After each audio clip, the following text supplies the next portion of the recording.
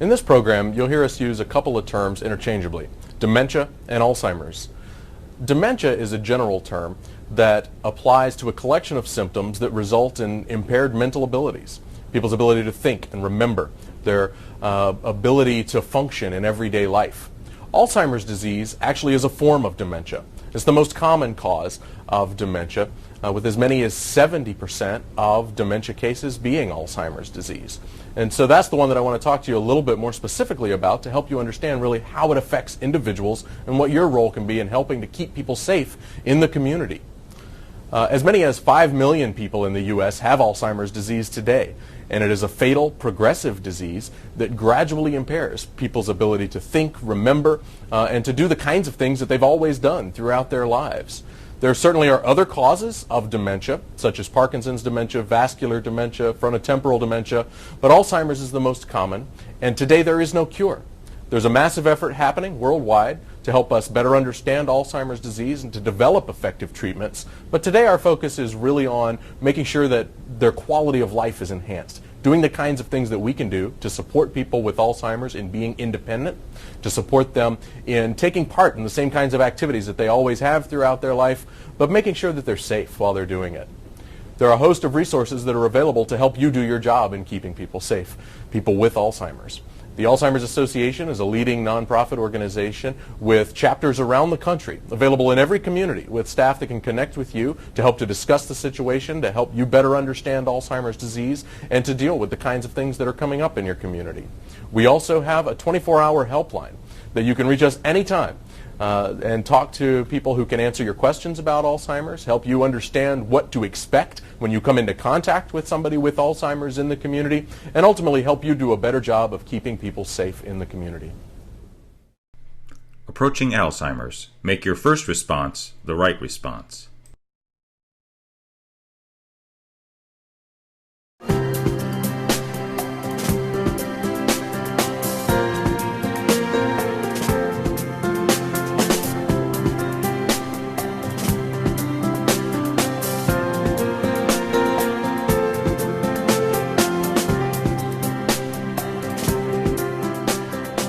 Hi, I'm Officer Bill Roskop, and I've been on the job over 28 years. And almost every week I encounter someone with Alzheimer's disease or some other form of dementia.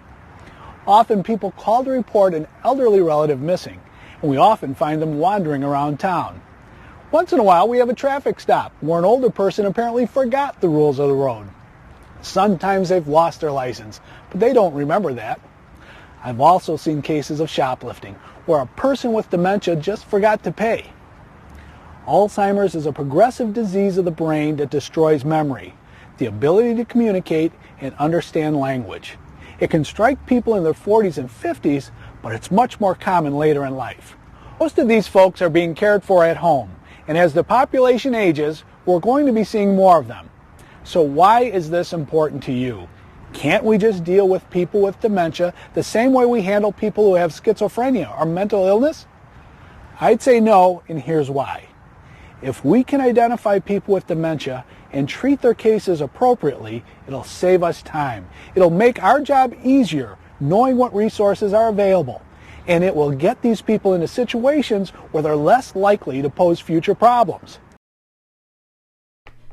In order to understand the mindset and behavior of a person with Alzheimer's disease or related dementia, it is important to first look at the disease itself.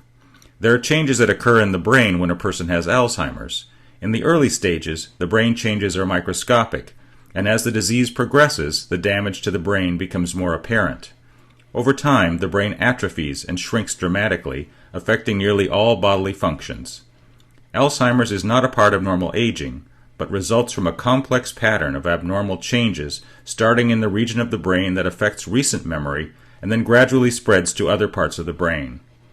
Here is a view of how massive cell loss changes the whole brain in advanced Alzheimer's disease. This slide shows a crosswise slice through the middle of the brain between the ears. In the Alzheimer's brain, the cortex shrivels up, damaging areas involved in thinking, planning, and remembering. Shrinking is especially severe in the hippocampus, an area of the cortex that plays a key role in formation of new memories. And ventricles, fluid-filled spaces within the brain, grow larger. The top image is a section from the brain of a normal functioning elderly person. Notice the brain is full and that the ventricles are slightly enlarged but mostly compact, very similar to a fresh head of cauliflower. The image below is of a section of a person's brain at the end stage of Alzheimer's disease. It can take on average from 10 to 20 years to reach this point.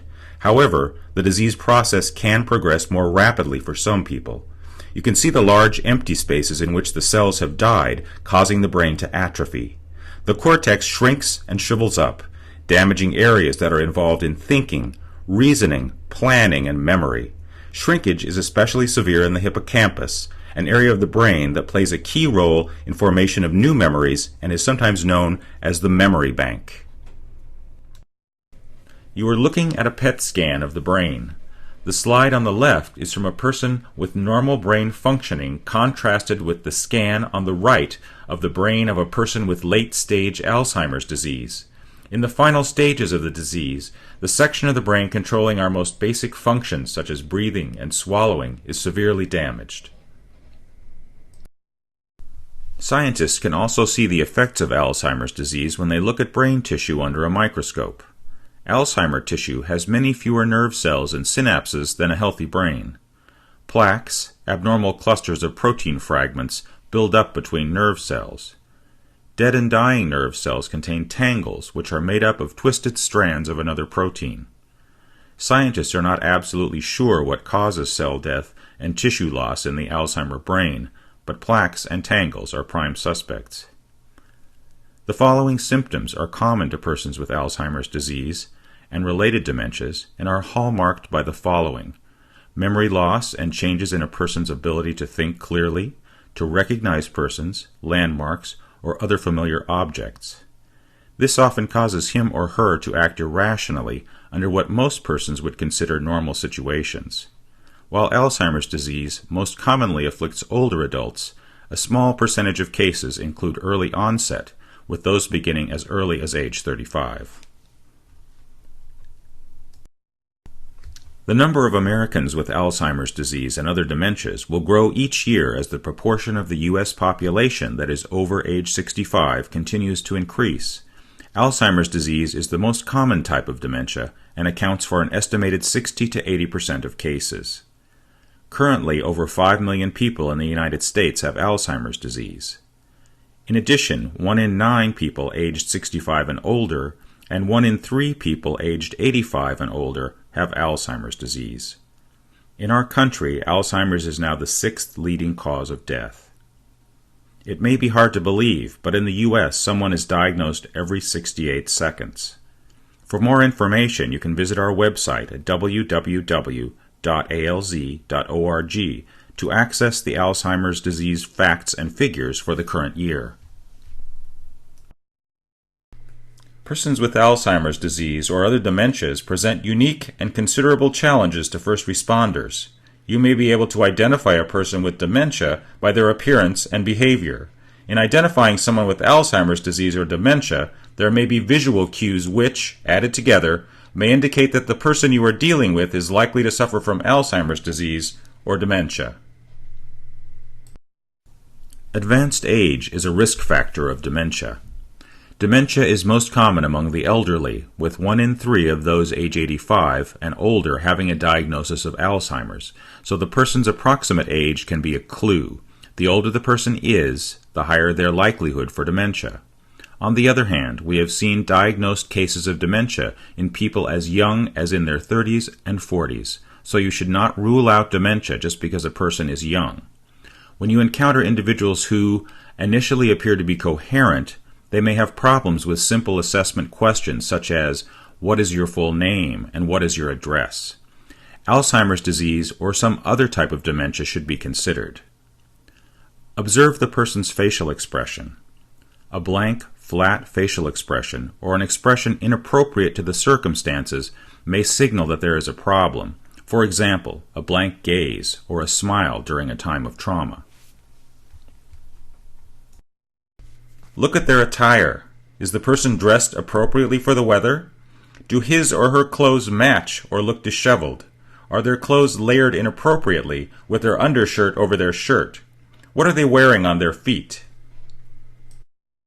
Observe the person's balance or gait. The person with dementia may appear aimless or have an unbalanced gait or a shuffle. Watch for how he or she ambulates.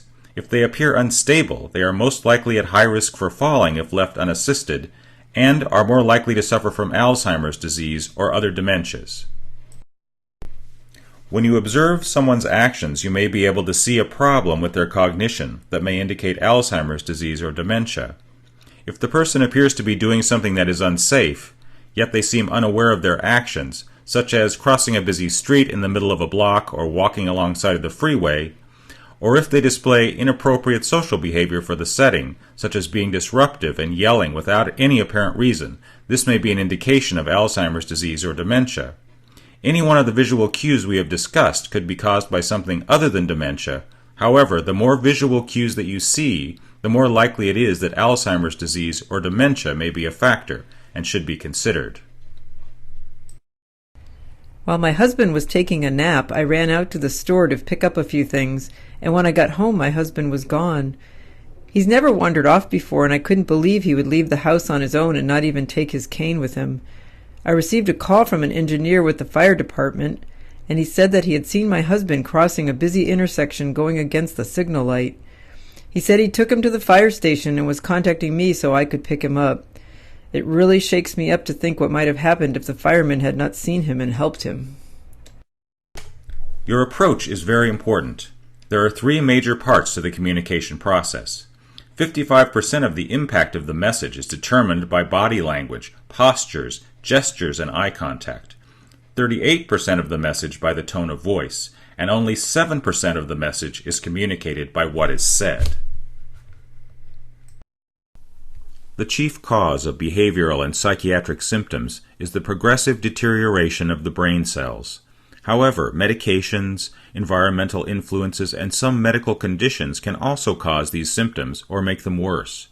The following are helpful tips for facilitating good communication. Do not try to reason with the person in question, and do not tell them they are wrong.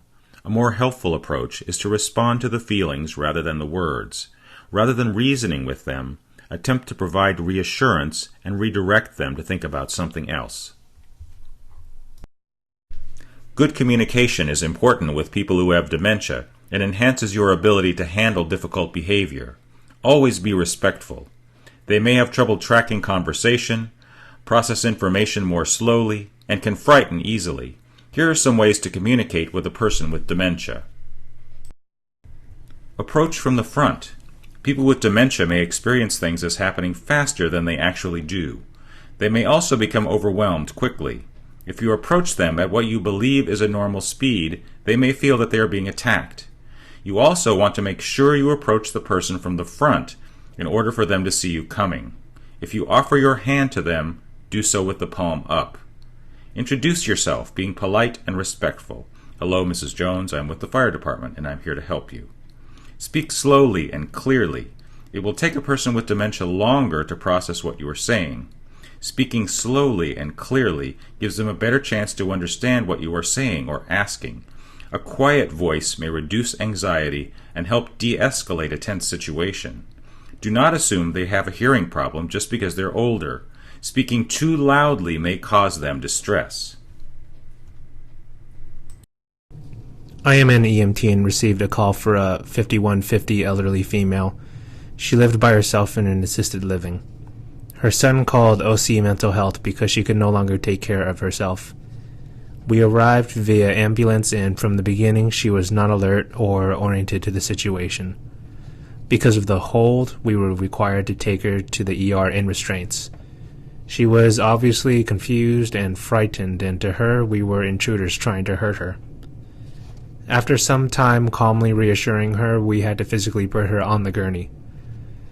After about 10 minutes into the transport, I finally had calmed her down enough for her to stop screaming. This type of call is tough because even though I knew I was helping her, she wasn't able to figure that out. What really helped was my remaining calm, keeping a quiet tone, and making sure that my body language wouldn't be perceived as aggressive. Use simple language. Avoid multi-part questions. A person with dementia, especially in an emergency situation, will have great difficulty processing more than one thing at a time. Concise questions with yes or no or one-word answers have a greater chance of being answered successfully. A person might shut down entirely and simply answer, "I don't know," if they're asked a complex question that requires a long answer or a lot of processing. For example, could you please give me the name and phone number of your closest relative? Simplify a question like this by saying, "What is your daughter or son's name?" Be patient when waiting for answers. It can take a person a long time to respond. At times, it may seem like you ask a question and get a blank stare in return. It is suggested you repeat the question the same way. Be mindful of body language. Do not stand with your arms folded across your chest or point at them. You will be perceived as threatening. Maintain a relaxed posture and an engaged facial expression. Minimize distractions in order to keep their attention. Move to the side if you need to speak to someone else or to take a call. My partner and I were dispatched actually to a long-term care facility for a gentleman with a head injury. We did not know that he had a history of dementia. We arrived on the scene, the family was on the scene, had medical power of attorney, and they stated that the gentleman actually was kind of altered in terms of his mental status. I went up, I introduced myself to the patient. He was kind of agitated. I was able to ascertain that he in fact did have some physical signs of a head injury. And being a problem solver I really wanted to sit down with him and kind of try to get him to come to the hospital with me because he was so agitated. He really was not willing at that point to kind of get up and come on the stretcher with me. I asked for a minute. I sat next to him. I spoke slowly. I spoke softly to him.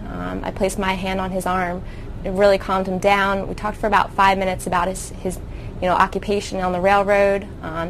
And within 5 minutes, he was willing and ready to kind of come to the hospital with me. And with my background as a problem solver, it really worked well, and we didn't have to restrain him, and it worked out for everyone. I wanted my husband to get ready so we could go out to dinner with some friends of ours, but he kept saying, "No, I don't want to go." I guess I became upset because we never go anywhere anymore. He's quite a bit older than I am, and he always wants to stay home.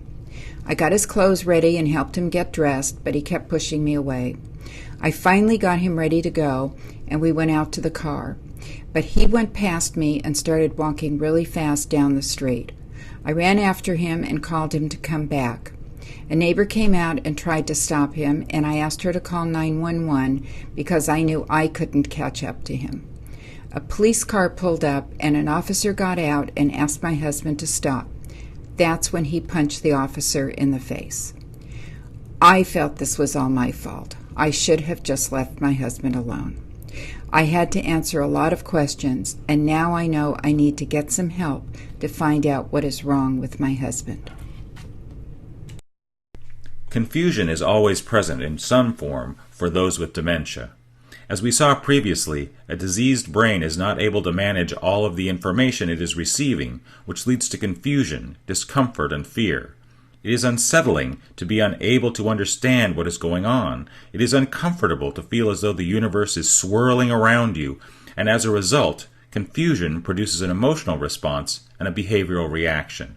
People who are uncomfortable generally react in some way. They do something. Their actions are varied and unpredictable. Alzheimer's disease and other dementias can cause a person to act in different and unpredictable ways. They may withdraw or wander off and become lost. Comments such as, "I want to go home," or "My mother is expecting me," are a warning sign for wandering. Some individuals with dementia may become anxious or aggressive and may make statements such as, "Get out of my way." Aggressive behavior may be verbal, such as shouting and name-calling, or physical with the individual hitting or pushing. These behaviors can occur suddenly and may result from a frustrating situation. Visual or hearing deficits, problems with short-term memory, confusion with language, and physical pain may cause agitation, anger, fear, or frustration. The individual may also be experiencing paranoia, delusions, or hallucinations that are very real to them. Paranoia is an irrational suspiciousness and distrust of others. An example might be someone who says, "I know you are being nice in order to get my money." They may have delusions. Delusions can include fixed, false ideas or beliefs, even with evidence to the contrary, such as the person with dementia who suddenly shouts, "You took my wallet," even though their wallet is not missing. They may experience hallucinations, sensory experience that others do not have, for example, seeing or hearing something that others do not see. Indicators of hallucinations could include statements such as, "Who is that man sitting in my chair?" or "I hear a baby crying in my room," when no one else sees or hears these events. When responding to agitated or aggressive behavior, it is best to remain flexible, patient, and calm. The person with dementia will take emotional cues from those around him or her and will respond to your nonverbal communication, your body language, and facial expression. Don't overwhelm the person with lengthy statements and reasons. Instead, clarify with a simple explanation. Approach the person with a greeting. "Mr. Smith, I am with emergency services and I am here to assist you." Move slowly and lower yourself to the person's level if they are sitting or lying down. Wearing a friendly facial expression, you might say, "It looks as if you have fallen," or "I would like to help you." If the person is resistant, offer some comfort, perhaps by making a statement such as, "You might be feeling some pain," and offer a gentle touch on their shoulder. Always tell the person what you are going to do. Statements such as, "Mr. Smith, we are going to help get you onto the gurney. You can put your hand here on my arm," or "Thank you, Mr. Smith, you are doing a good job," may be helpful. Offer reassurance and validation. "I know this is troubling for you. Let me see if I can help." Explain potential or actual misinterpretations. For example, "The noise we hear is from people coming to help." Modify the environment by decreasing noise and distractions, or move to another place. Use distraction by trying to pull the person's attention from a delusion or hallucination by using food, music, or by asking them to help in some way. Be alert to the possibility of an aggressive action by keeping some space between yourself and the individual and moving out of reach when necessary. It is vitally important that you don't take the person's behavior personally. You must understand that the person is confused and afraid and is reacting to what may seem like a threatening situation over which they have no control.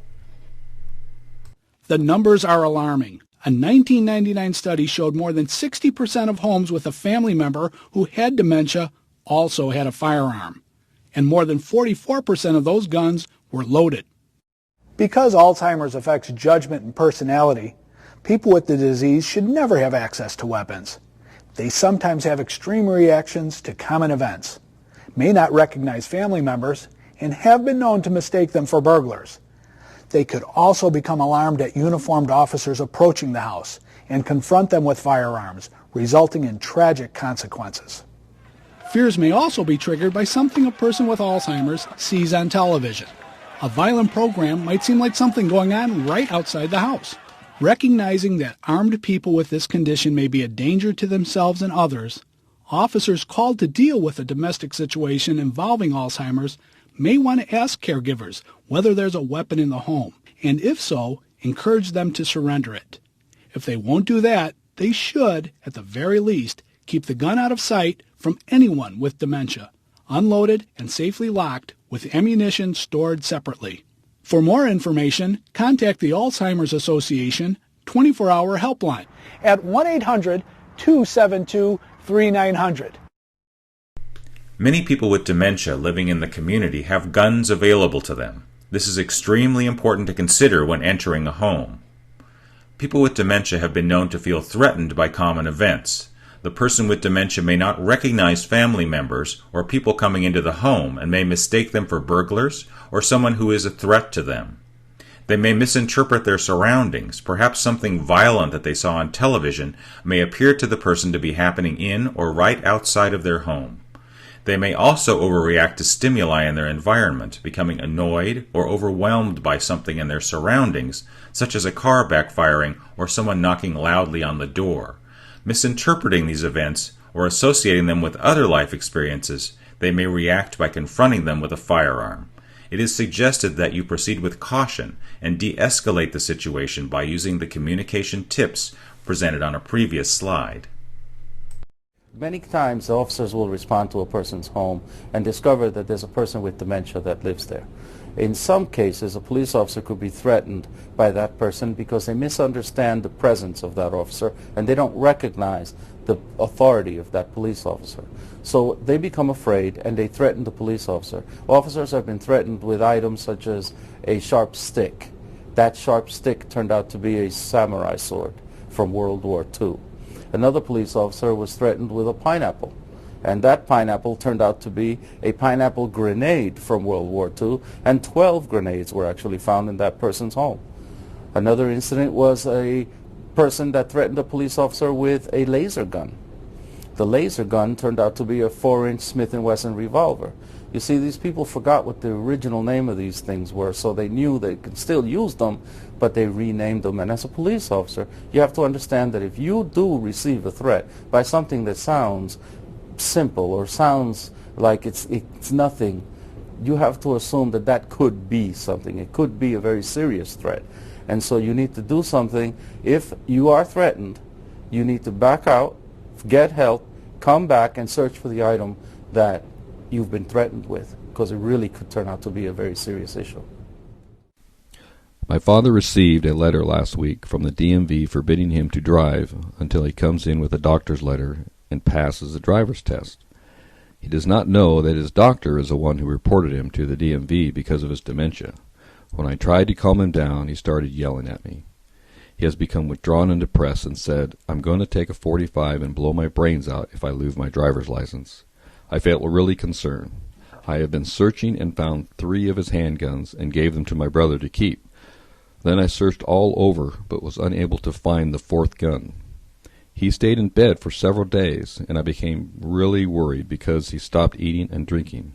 I couldn't get him up to go to the doctor, so I called 911 for paramedics to come to the home to check him out. It turns out that he had the missing gun hidden in his bed, and the paramedics found it when they were getting him ready to go to the hospital. Then they took him to the hospital.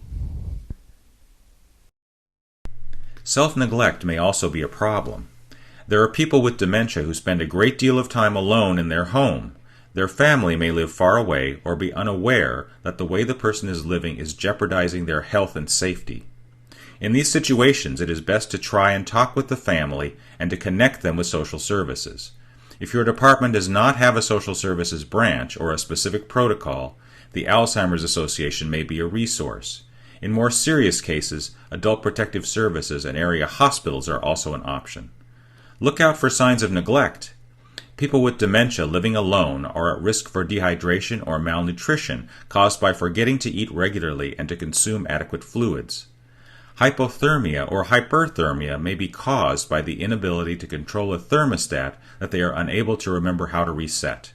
The thermostat may be set on heat in the summer or set for cooling rather than heat in the winter. Inadequate or inappropriate clothing are common for those living without assistance. For example, wearing a winter coat and hat in 100-degree weather, or shorts and a tank top when it's 50 degrees outside. Excessive dirt, odor, or clutter may indicate the person is not capable of caring for themselves. Unsafe living conditions such as newspapers stacked on top of a gas stove, an accumulation of trash, papers, and books stacked in rooms, on furniture, and in walkways that may cause a dangerous fire hazard. The lack of glasses or hearing aids may increase confusion when the person cannot see clearly or hear well. The loss of teeth or lack of dentures may affect their food intake. Malnutrition can occur if they stop eating because they are not able to adequately chew their food.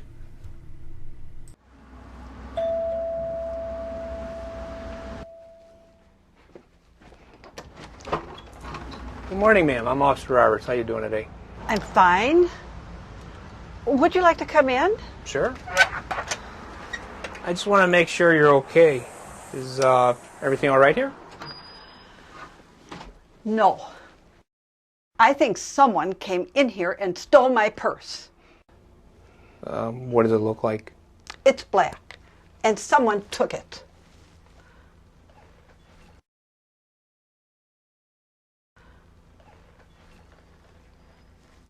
Is that your purse? Yes, it's back. You know, it's pretty cold in here. Is your furnace working? I don't know. Is there any food in the house? Well, I don't want to eat right now. I'm not hungry now. No, maybe we should talk to a social worker. Do you have to? Yeah, I think it might be necessary. The person with dementia may not be the only victim. They may also have the potential to be an abuser. Dementia in and of itself does not cause the person to become abusive.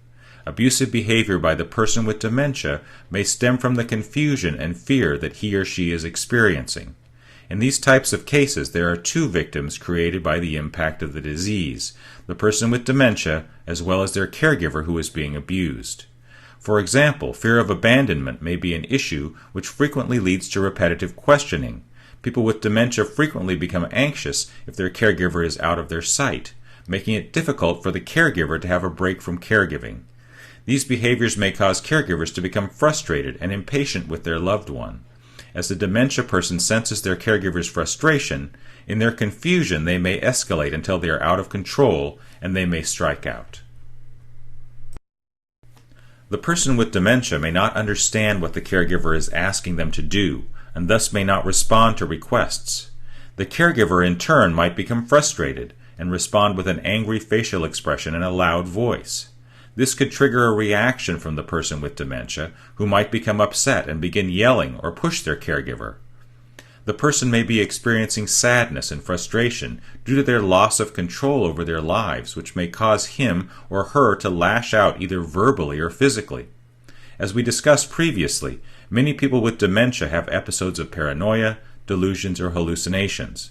Suspicions are based on misperceptions, and they may mistakenly see the caregiver as an intruder or believe the caregiver is trying to deny him or her something.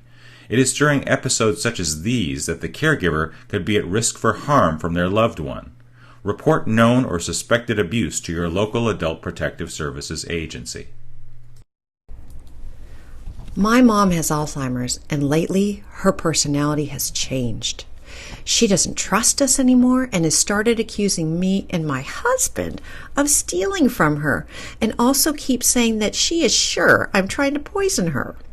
Well, everyone who sees her thinks that she's the same sweet person that she had always been. She can really fool people into thinking that she's the same as always. But I have not told our neighbors about her having dementia because we're private people who have always kept our business to ourselves. However, one night last week, she refused to eat dinner and yelled out that she knew I was trying to get rid of her so that I could have the house. She said that I've always been sneaky and she can't even stand being around me anymore. I was pretty upset, and I started cleaning up the kitchen to get away for a second. Well, that's when I guess my mom went out the back door to the neighbors and told them she was really scared and that I was trying to kill her for her money. The neighbors let her use their phone, and she called the police. I couldn't believe it when the police arrived and began questioning us. They questioned me for quite a while, and they sounded like they believed my mom. I tried to explain to them about my mom, but I felt like I was in big trouble. Then they started asking my mom questions, and that's when I could see that she was becoming pretty upset. She started raising her voice and moving from one side of the room to the next. One officer came and stood in front of her and told her to take a seat. This really set her off. She started yelling and pushed him. I guess this is when the police could see that maybe I was telling the truth and it was my mom that had the problem. The police took her to the hospital, and a doctor who saw her wrote a note saying that she needed to have some tests. I certainly hate to think what could have happened to me if my mom had not lost it in front of the police. I might have been the one they had taken off in their car. As a first responder, you deal with disasters, whether large or small in scale, in your work every day. You understand that when people are involved in disaster situations, they are emotional, anxious, and quite possibly irrational. When a person with dementia, who may already be scared or confused, is involved in a disaster, their response can be magnified or inappropriate to the situation. When time is of the essence, you need to be able to quickly and effectively deal with the person so that he or she is protected from harm. Potential disaster situations you can encounter are natural disasters, fire, heat wave, chemical spill, or prolonged power outages. In each of these situations, you are attempting to save lives and prevent injuries by mobilizing people and resources. Having a person with dementia who does not understand the directions that you are giving can impact your ability to move quickly.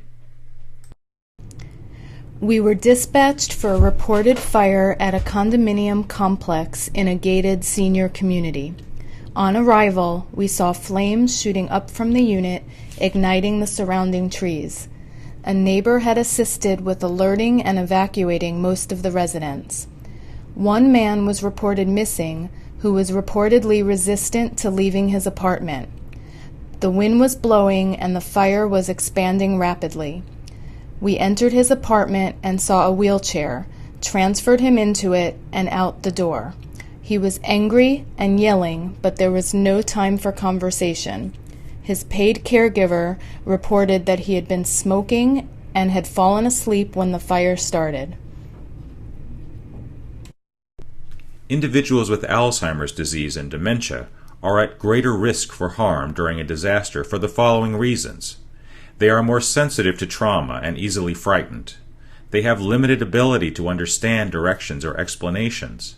They may forget directions and need someone to be with them to keep them calm.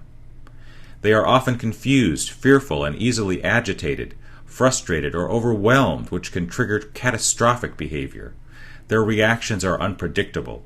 They may begin yelling, "Help me, help me," or decide to exit and leave.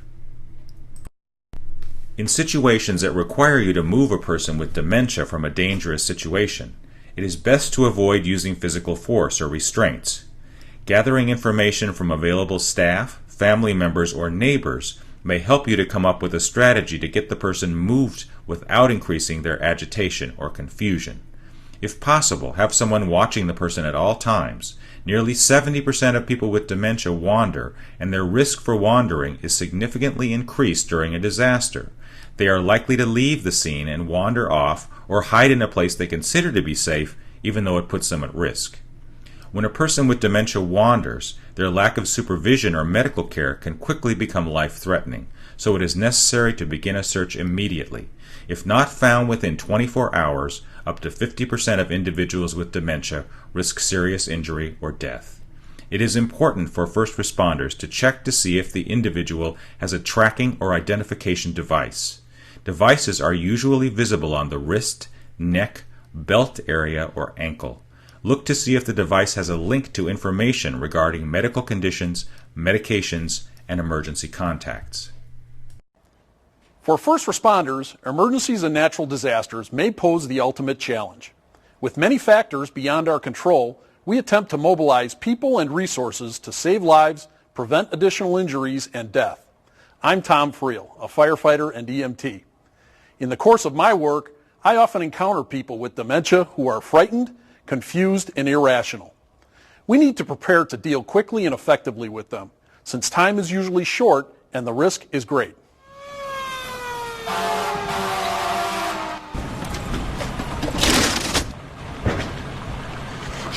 I know there's a fire in the building, but my husband, he won't leave. Okay, well, we have to go to the second floor, ma'am, for the fire. He has Alzheimer's and he won't go. If relatives or nursing home staff members are around, ask them for information that could help get the person with dementia to comply. All right, is there anything special he likes to do or anybody he likes to spend time with? Well, he loves his grandson. What's the boy's name? David. Okay, you go with this firefighter, I'll go bring him out. Mr. Marks? Sir, I'm with the fire department. We need to get you out of the building. Sir? Sir, your grandson. He's outside. David? Yes, David. Where? Outside. Come with me. I'll help you find him. When dealing with someone who has dementia, you probably won't have much success using reason. Instead, try to address any emotion the person expresses, calming fears, offering reassurance. Hello, David? Oh, I'm okay. I love you too.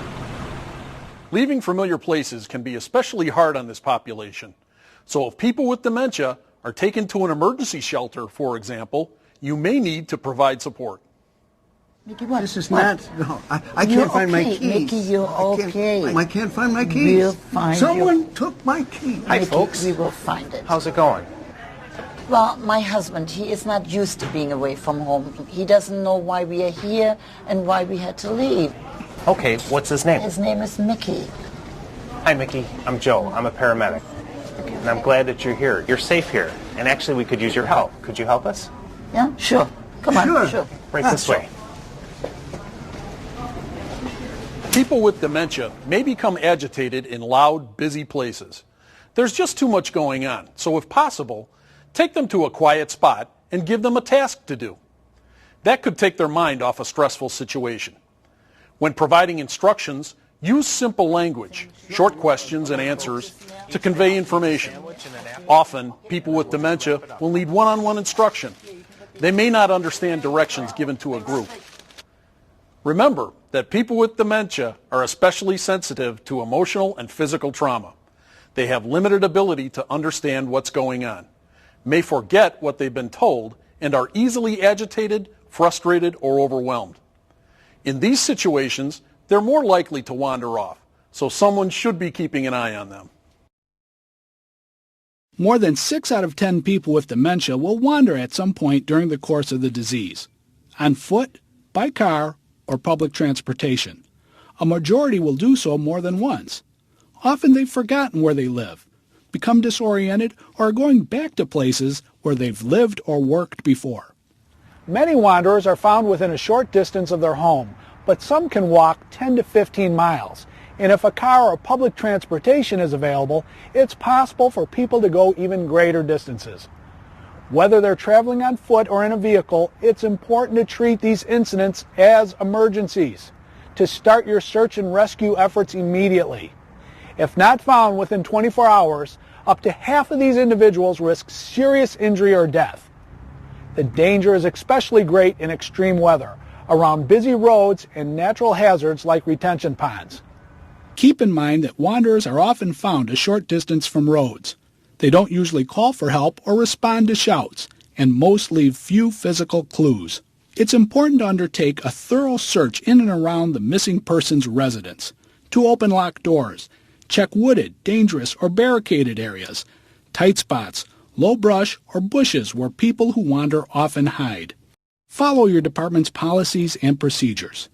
Gather information as you would for any other case of a missing person. What's the individual wearing? Did she say where she might be going? What was his attitude at the time? And what was his mode of transportation? Will she be able to remember her current address? Has the individual wandered before? If so, where did he go? is there a former residence or place of work in the area? Often people with dementia return to a once familiar place. Do they have other medical conditions that may result in complications or a history of aggressive behavior that could put an officer at risk when the person is found? Although first responders like EMTs and firefighters may not be directly engaged in search and rescue efforts, there are situations where they may be called to respond to an individual who has wandered or is confused and unable to identify pertinent information such as where they were going, their address, or where they came from. Found individuals need a medical assessment if it is suspected they have been exposed to extreme weather conditions, if they were a victim of crime, or if they show any signs or symptoms of a medical condition they cannot verbalize. Again, it is important to remember not to leave someone who shows signs or symptoms of dementia alone, as they may wander away again, placing themselves in further danger.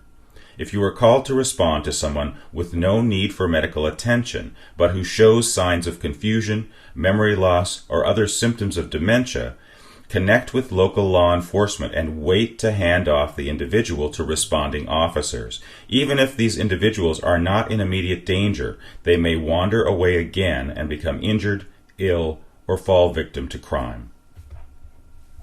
Again, remember, if a person with dementia is reported missing, assume they are missing at risk. Don't wait. Begin your search immediately. Start with an intensive search in a quarter-mile radius around the residence or area where the person was last seen traveling on foot, expanding 1 or 2 miles. If the individual is driving, check former residences and places of work. Approach wanderers calmly, speaking slowly, maintaining a friendly and supportive tone. Check for a Medic Alert Plus safe return bracelet, necklace, or wallet card. Never drop the person off alone. Instead, arrange for relatives to come. Medic Alert Safe Return is a 24/7 nationwide identification and medical information program for people with dementia. If you come across an older adult that appears confused, look for a Medic Alert Safe Return identification tag. Medic Alert Safe Return tags can be worn on the wrist as a bracelet or as a necklace. By calling the number on the back of the tag, you can speak to an operator who will assist in contacting local family as well as alerting you to vital medical information, including allergies and medications they are currently taking. If you find a person with dementia or Alzheimer's disease who is not enrolled in the program, encourage family members to enroll them as soon as possible. Medic Alert Safe Return is a safety net for people with dementia who may wander or get lost in a disaster. You can refer someone to enroll their loved one in the program by directing them to call the Alzheimer's Association helpline at 1-800-272-3900. I'm a Medic Alert Safe Return operator, and I received a call from Tom, a paramedic with a local fire department. Tom called after encountering Bill, who appeared lost and was pacing around in a supermarket. Bill could only state his first name and could not provide any other identifying information. Tom noticed that Bill wore a silver Medic Alert Safe Return bracelet, so he called the number on the bracelet and asked for someone to come pick Bill up, since there was no medical emergency and he could not stay with him. I was able to pull up Bill's information in our database and connect with his girlfriend, Tina. Tina was relieved that Bill was located and admitted that he'd been missing since yesterday and does this often, but has always returned. She said that if he did not return today, she had planned to call the police since he had never been gone this long. Tina was about a half hour away from Bill's location and would not be there for some time. Tom asked if he could leave Bill at the supermarket to wait for Tina to come get him. He assured me that Bill promised he would wait there and get something to eat. I explained to Tom that Bill should not be left alone, as he may forget what he was instructed to do and wander away again. After I told Tom a little bit more about dementia and wandering, he agreed he should stay and waited with Tom until he was safely reunited with Tina.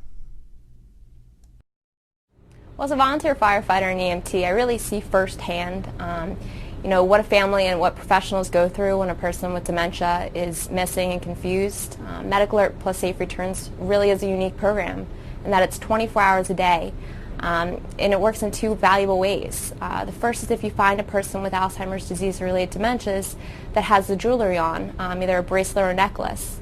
If you look on the back of the jewelry, there's an 800 number, which is you can contact the call taker. And they can actually search a national database for the person's emergency contact information. It helps with reunification in a matter of minutes. Also, if you find a person that does not have the jewelry on, you can still contact the 24-hour hotline, and oftentimes they can search the national database by key traits such as hair color, zip code, and even if a name's provided. The valuable medical information that's provided is also huge. It goes a long way for us as emergency responders, in providing patient care, such as we provide the allergies for medications, and it can go a long way in medical treatment.